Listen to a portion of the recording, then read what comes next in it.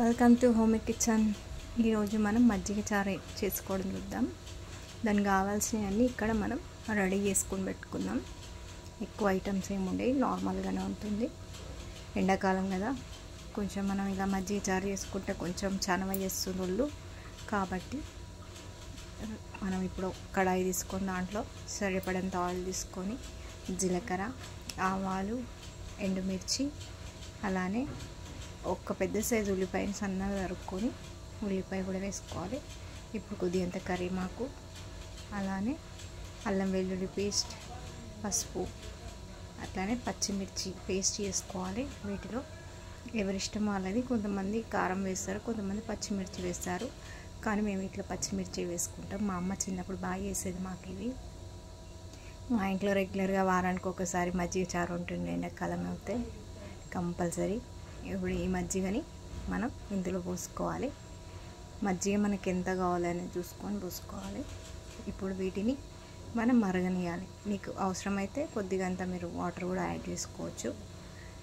ఎంత water add చేసుకున్నా మనం శనగపిండి పోస్తాం కాబట్టి సరిపోతుంది.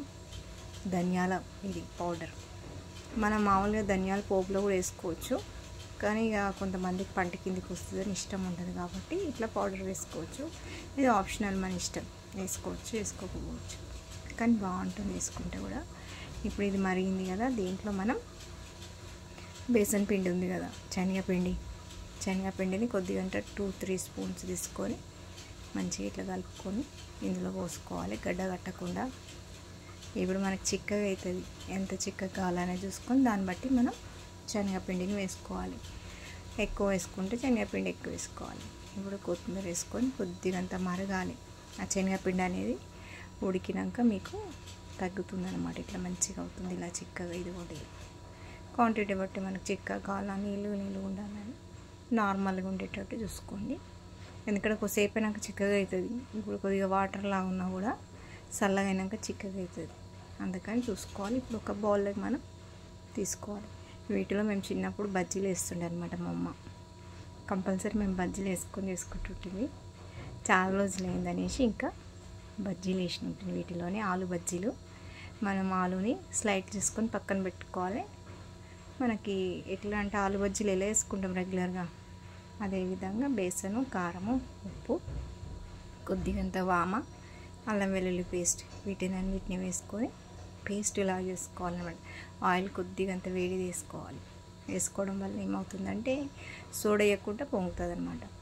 ఇప్పుడు కొద్దిగంత వాటర్ తీసుకొని కలుపుకొని మంచిగా మనకి బజ్జీలు ఆనేటట్టు ఆ పిండిలో చిక్కగా ఈ విధంగా మొత్తాన్ని కలుపుకొని ఇప్పుడు ఏవైతే ఆలు ఉన్నాయో వీటిని ముంచి అందులో వేసుకోవాలి.